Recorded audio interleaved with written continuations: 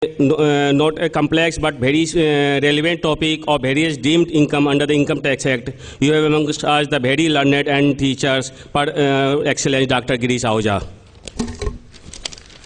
Dr. Girish Ahuja did his graduation and post-graduation from Sri Ram College of Commerce, Delhi, and was a position holder.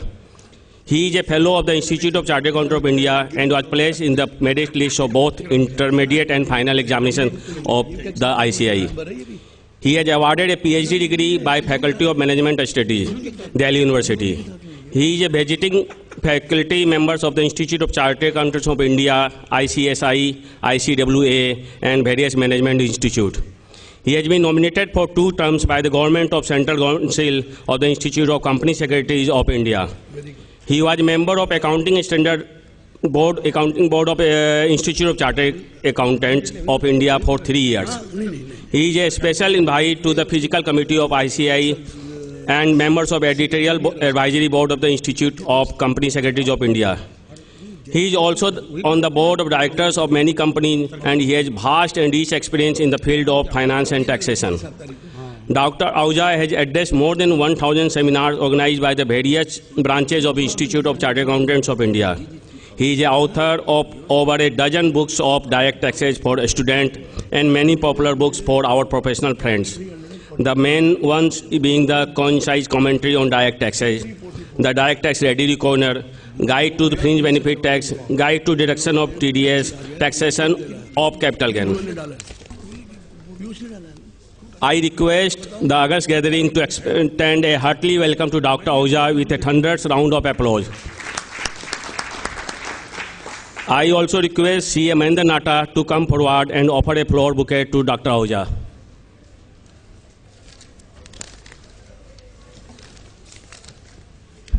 Thank you. Thank you, Mahendra ji.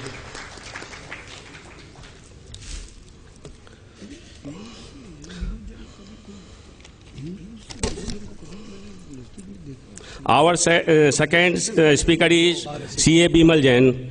He will deliver his derivation on Service Act. Today, Bimal Jain, a very good friend of mine since our student life, who has now groomed well as a true professional. It is really overwhelming to see him here speaking before such an august gathering. It is really a nice feeling to introduce C.A. Bimal Jain on the floor of this house. A chartered accountant by profession, C.A. Bimal Jain has also obtained his CS and LLB degrees and is also a qualified SAP FI consultant. A leading indirect tax practitioner, he is a member of the Indirect Tax Committee of all the 3 professional institutes and represents various chambers and business bodies. He has also in his pocket several awards from the professional bodies and has bagged the Young Achievers Award at Ignite Mind 2015. Qualified as Chartered Accountant in 1994 and CS in 2006, he has been in service in leading corporate house for 18 years before coming into practice. He has core competency and area of expertise in the field of indirect taxation, international taxation, corporate taxation, and specialized in all aspects of GST, excise, service tax, customs, free trade policy, etc., and carries a blend of industrial and professional experience. Presently has got an explanatory list of clientele of various stature, starting from PCU to corporate giants such as Prasar Bharati to Maruti Udyog. I take this opportunity of requesting C.A. Vivek Banka to facilitate C.A. Bimal Jain with a bunch of flowers and request the house to welcome him with a thunder applause.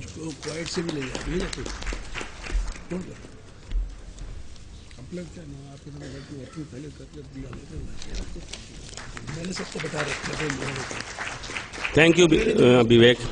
I now request our past president and chairman for the technical session, C.A. Subodh Agarwal, to address the house and then conduct the session.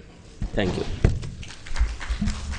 Mr. Gupta, Ravi Gupta ji, sitting on the audience, the speaker for the next session. Friends, first of all, my personal thanks to Girish Ahuja ji, since I knew that he has some family issues, and that is the reason he is not traveling anywhere for giving lecture, though it is very close to his heart, and he is very passionate, and whenever he gets any invitation from anywhere, he loves to accept and go everywhere. But then I told the VIP that fine, I will speak to him, and I'll see that if he has not otherwise compulsion, he may come. So, sir, my personal thanks to you. We know Girish Ahuja ji. I will like to correct the record of Dilip ji straight and right, that it is not more than 1,000, but it is around 2,300. How many, sir? 44 done. 44. This is 45th. This will be 2,345th. That you will be speaking. So this shows the kind of experience, exposure, maturity that he has got. I personally believe that you cannot make yourself learned only by reading. You can read 15 to 20 hours in a day, but then the question that comes in front of you, the issues comes across you, that makes you perfect, and that is Gyani and Vidwan and Pandit.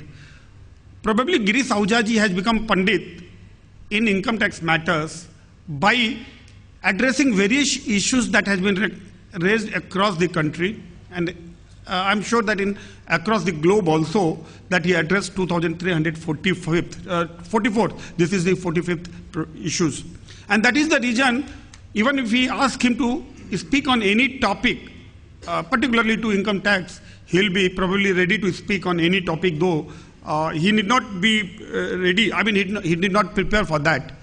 For me to become a chairman also, I need to get prepared and have a notes, because we feel that no, we need to prepare for ourselves, because our delegates are much more learned than what we are sitting on the dais. For obvious reason, we are made to sit on the dais, but the audience sitting on the other side, they are more learned, and they are there to ensure we become more learned by their valid and very reasonable questions also. Friends, Ahuja ji, though he was scheduled to speak second position on the second number, but though he has to take early flight, he has to reach Delhi. I have already requested the organizers to change his flight and make a 2 o'clock around flight. Ahuja ji is speaking on dimmed dividend. All of us know, dimmed income, which include dimmed dividend also. Dimmed income is not only dividend, it includes many more. But yes, major portion is income, dividend itself, 222E.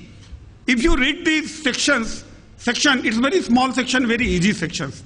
But the moment you dive into it, you find many issues. And each and every, in one sentence, you will find there are 10 issues that need to be clarified, otherwise you cannot reach to the destination. You cannot get the moti inside the sea and take out that, and then you can say that yes, I know what is dimmed dividend. And then for that matter, if we go to other area, the other things are like in dimmed income, there are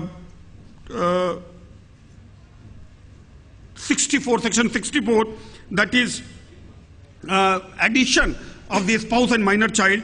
Then there is gift.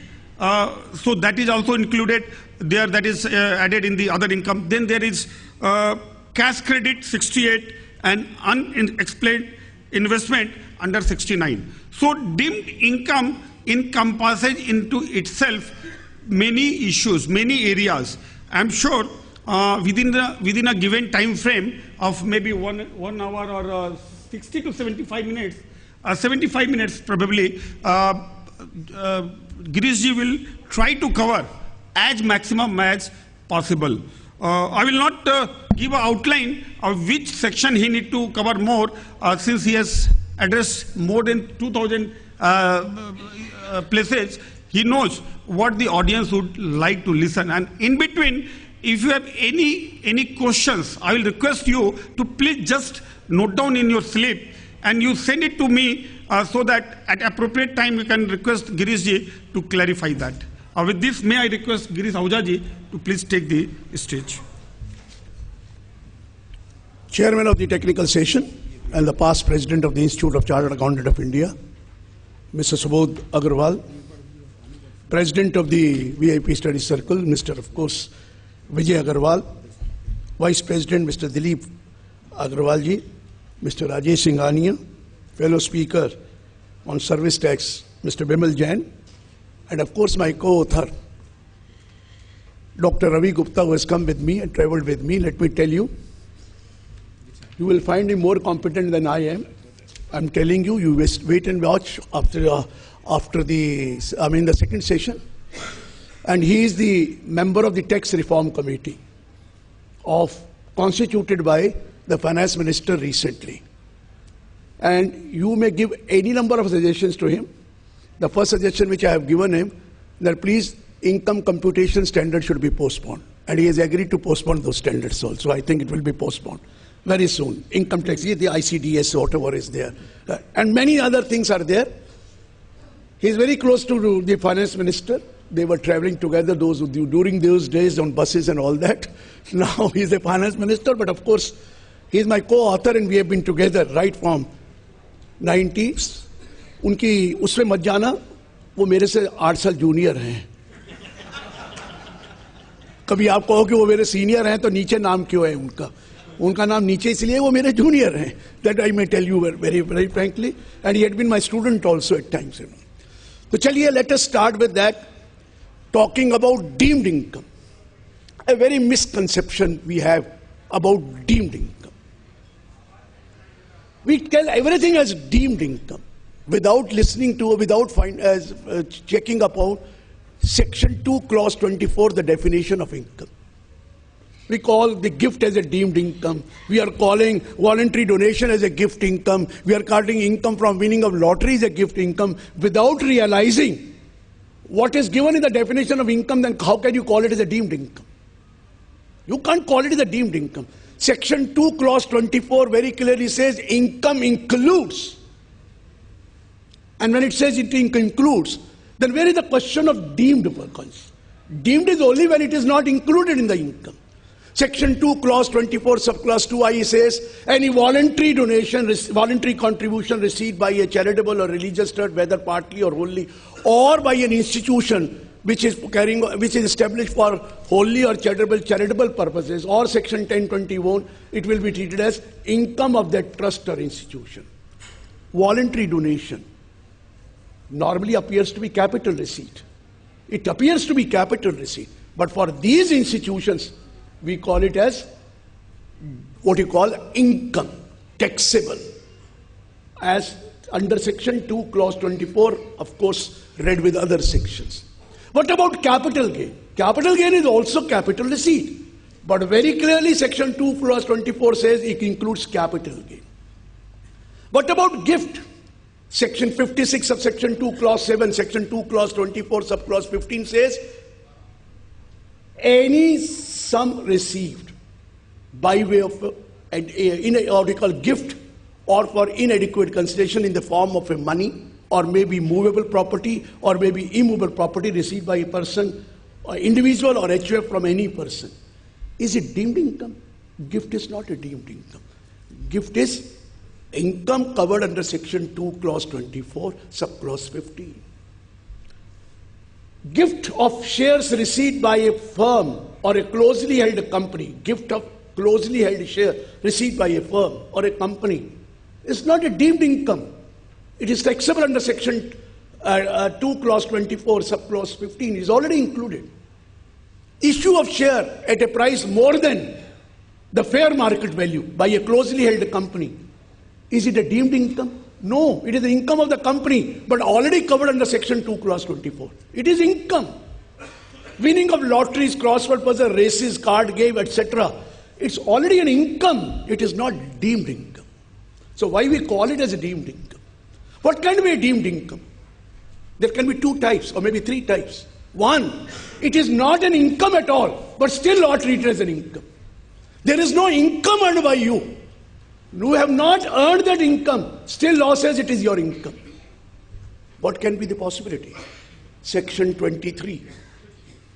Deemed let out.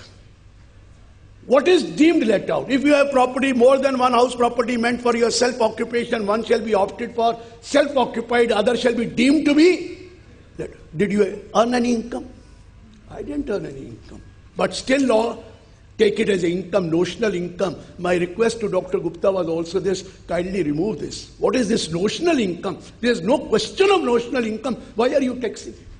And then if the property could not be let out throughout the previous year, still it is an income, deemed let out. When you file up your return of income, it asks you whether let out or deemed let out. एक ना एक तो टिक करना ही पड़ेगा, let out और deemed let. वो अलग बात है, हम 1 महीना किराए पर देकर 11 महीने उसको वेकेंट दिखा देते हैं. अगर 12 महीने किराए पे नहीं दिया तो deemed let out है, and it has to be paid. और अभी तो अंसल फाइनेंस वो हाउसिंग कंपनी का जो केस आया है, Delhi high court, which has said even stock in trade held by the real estate owner, it is deemed to be let out. You can imagine, deemed to be let out, what will be the fate of the real estate developers who are keeping that house property as stock in trade. They are not able to sell that house property these days in a bad shape, and you are saying please pay tax on that. So it is deemed income, deemed let out. What about section 43CA? What about section 50C? Have you earned that income? Where it says where the consider accruing from the transfer of any capital asset being land or building is less than the stamp duty value adopted, assessed or assessable by the stamp duty authority. Then, for the purpose of computing capital gain, the consideration price shall be deemed to be the stamp duty value. क्या आपने कमाया? आपने तो 50 लाख का मकान बेचा है, stamp duty price 70 lakh है. Have you really earn 20 lakh? मेरा मतलब अगर आप तो आजकल उल्टा है, have you earn that 20 lakh but still losses, nothing doing, you have to pay tax on that extra 20 lakh. This is deemed income. 43CA is a deemed income. It is same like there it is capital asset, here it is stock in trade, but there is no difference. It is a deemed income. I am not denying that fact. ये deemed income है जो आपने income accrue ही नहीं करी है और फिर भी आपको टैक्स लग रहा है. What about section 44AD? What is 44AD? That if your turnover does not exceed 1 crore and you are carrying on a business, you presume your income to be 8% of the gross receipts or the turnover. Is it for your benefit? That 8%, it is 8% or such higher amount. Meaning thereby, if you are earning less than 8%, you will have to assume your income to be 8%. तो ये deemed income है.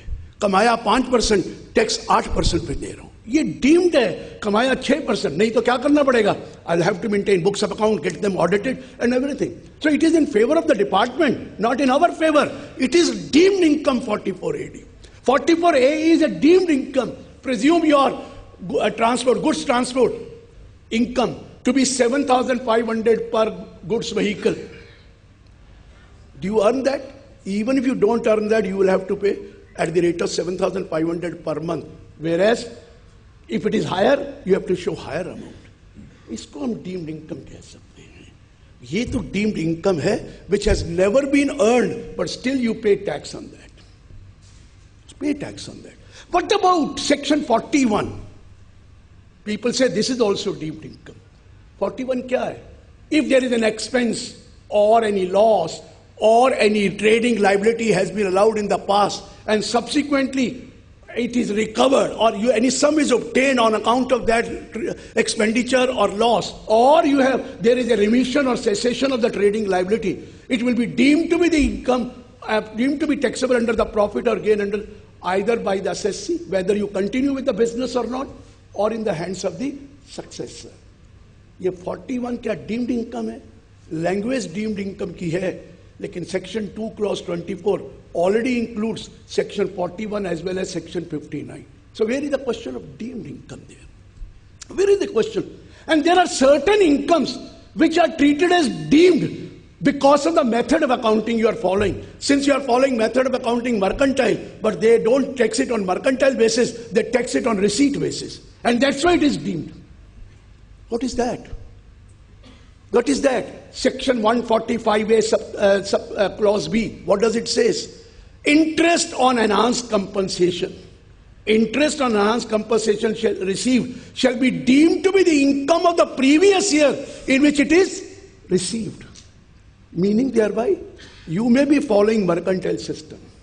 You may be following mercantile system, but we will not tax it on mercantile system basis. Earlier it was done because of the judgments.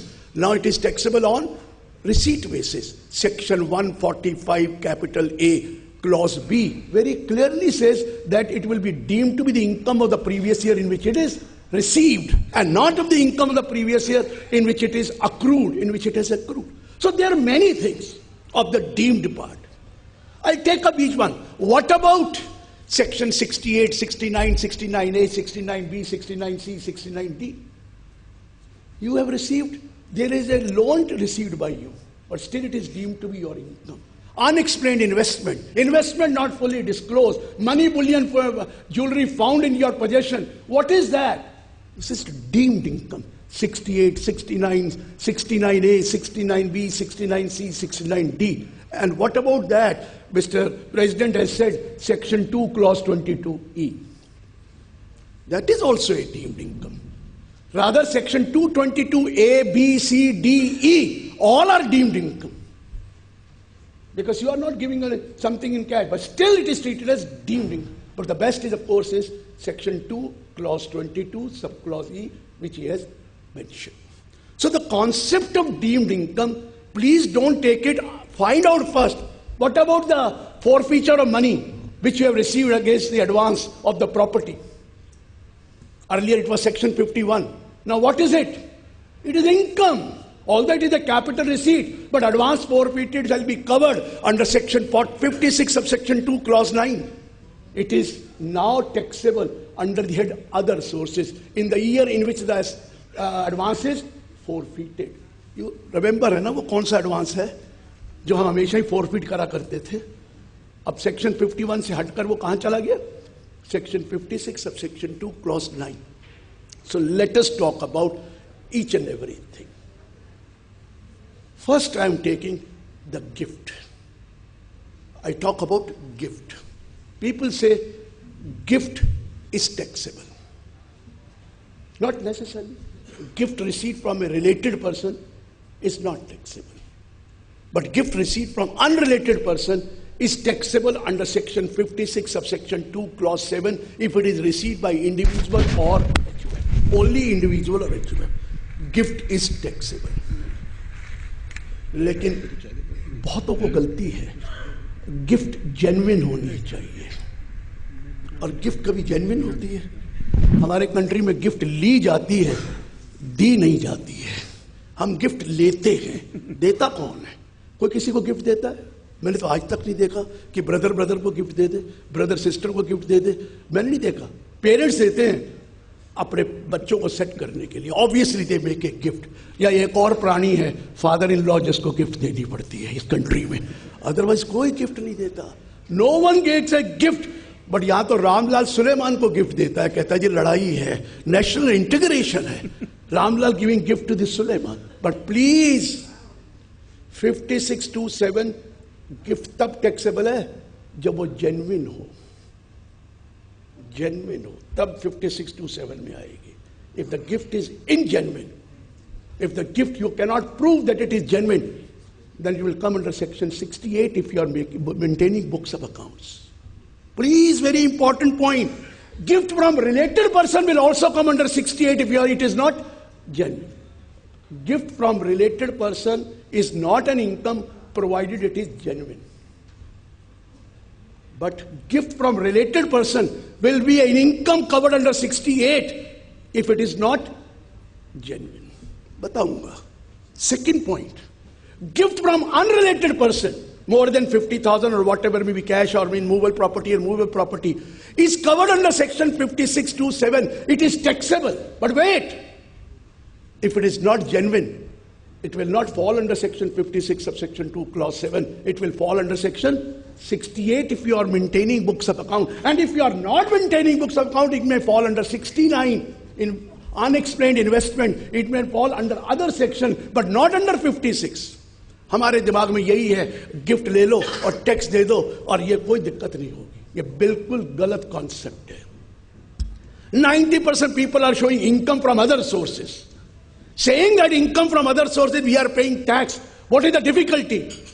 Sir, this is wrong. You have to give the source of that income. Nature and source of that income. Then only it will come under other sources. Now if you look up your form, they have said, please specify the nature of that income from other sources. नहीं तो VDIS हो गया. अगर आप मैं income from other sources दिखा दूं, this is nothing but voluntary disclosure. Pay tax at 30% and forget about it. No, it is not allowed. Even if you have disclosed that income is income from other sources, if you are not able to prove the genuineness of that transaction or nature and source, you will be liable for penalty under section 271(1)(c). You don't offer an explanation which is found to be false, offer an explanation which you are not able to substantiate, will be liable under explanation 1, section 271(c). मुझे तो बहुत client कहते हैं, sir 30% से हमारी white करा दो. वो जमाने चले गए 30% से वाइट नहीं होता है 30%. वो तो आपको सोर्स बताना ही पड़ेगा. Without source, no question. You can't show it as income from other sources. Now coming to the gift. I have received a gift from Mr. Anand Tibrewal, not related to me, friend of mine. He's given a gift to me. I have to prove 3 things. Identity of the donor, sitting here. Genuine, what you call, capacity of the donor to pay that bill, and genuineness of the transaction. अगर ये तीनों मैं prove करता हूं तो भी tax लगेगा, लेकिन वो लगेगा सेक्शन 56 of section 2 clause 7 में if it exceeds 50,000. If I'm not able to prove that gift is genuine, whether I received from him or from non-resident, doesn't make any difference. Doesn't make any difference. If I'm not able to prove, it will come under section 68. What is 68? If any sum is found credited in the books of the assessee maintained for any previous year, an assessee does not offer any explanation, offers no explanation for the nature and source thereof, or offers an explanation which in the opinion of the AO is not satisfactory, then the sum so credited may be treated as the income of the previous year in which it is credited.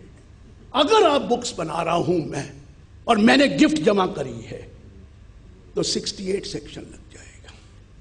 फर्क क्या है 68 में और 56(2)(7) में? दोनों तो taxable है. अभी बताता हूं. 56(2)(7) for individual and HF is taxable at slab rate. At slab rate. Maybe my slab is 10%, 20% or an exemption of 2,50,000 and then maybe slab of that. But section 68, we refer to section 115 BBE.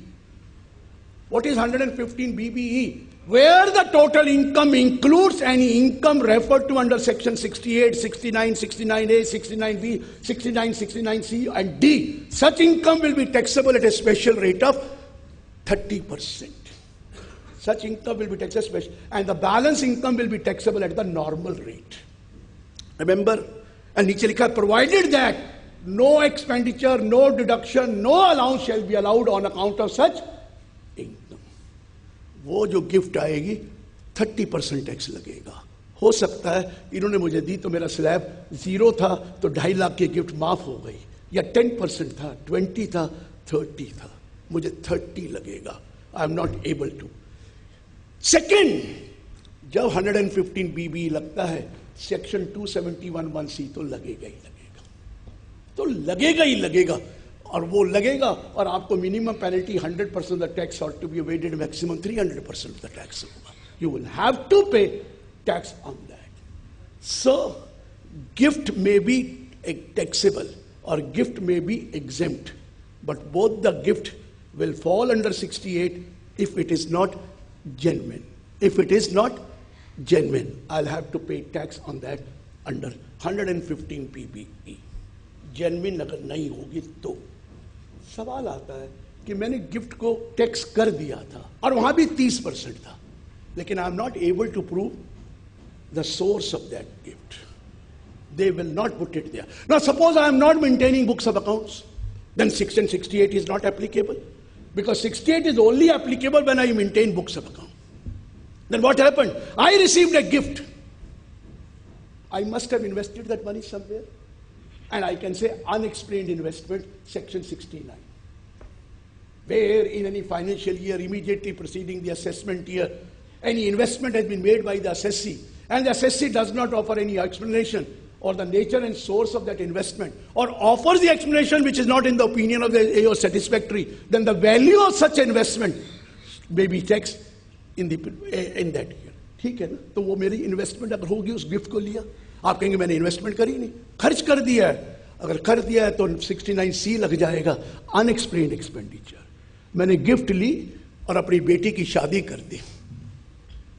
बेटी की शादी और बेटों की शादी में gift तो हम लेते ही हैं, और लेकर जो 1100 देता है उसको 11,000 लिख लेते हैं, जो 2100 देता है वो 21,000 लिखा जाता है, जो 31 देता है 31,000 लिखा जाता है, और जो 5,100 देता है उसको 51,000 कर देते हैं।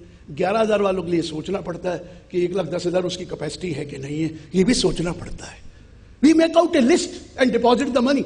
But wait a minute, if it is a gift, maybe on the occasion of marriage,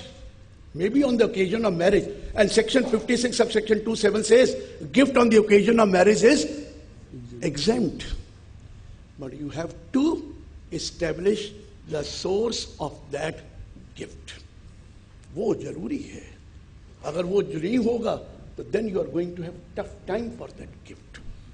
I'm telling you, वो अलग बात है, पूरे इनकम टैक्स एक्ट में लिखा if the AO is satisfied, तो मैं क्या कर सकता हूं? That is a different issue. But as per the law, you will have to establish that the gift was received, maybe on the occasion of marriage. Maybe on the occasion of marriage, but that should be a genuine gift. Or that should be a genuine. If it is not genuine, you are not covered under section 56 of 7. You may not be covered, but you may be covered under section 68, or you may be covered under section 69